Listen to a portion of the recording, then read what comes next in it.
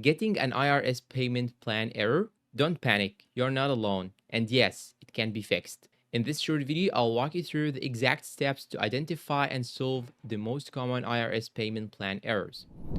Common IRS payment plan errors. First, let's look at the most common errors people face. Error 1. Your request cannot be proceeded at this time. This typically happens if your return hasn't been fully processed or if there is a mismatch in your records. Error 2. Balance do not eligible for payment plan. This can occur if your tax debt is too high for the online system or if you already have an existing plan. Error 3. Identify verification errors. If your name, SSN, or AGI doesn't exactly match IRS records, your request gets rejected instantly. Now, how to fix it? Here's how to fix these errors and get your plan approved. Step 1. Double check your IRS records. Log into your account at irs.gov. Make sure your return has been processed and verify your balance. Step 2.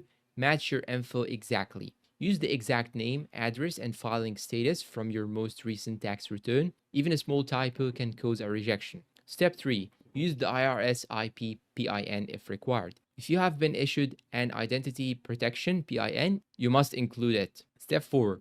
Try a different browser or device. Believe it or not, tech glitches on the IRS website are real. Switching browsers can often solve login and submission issues. So if you are using Mozilla Firefox, try to use Microsoft Edge. If you are using Google Chrome, try to use Opera GX, and so on. Step 5. Call the IRS directly. If nothing works online, call 1-800-829-1040 and request to set up the payment plan by phone. Be prepared for hold times, but it works. Pro tips to avoid future issues. Now, a few quick pro tips to avoid future errors. Use the IRS Direct Pay system for smooth transactions.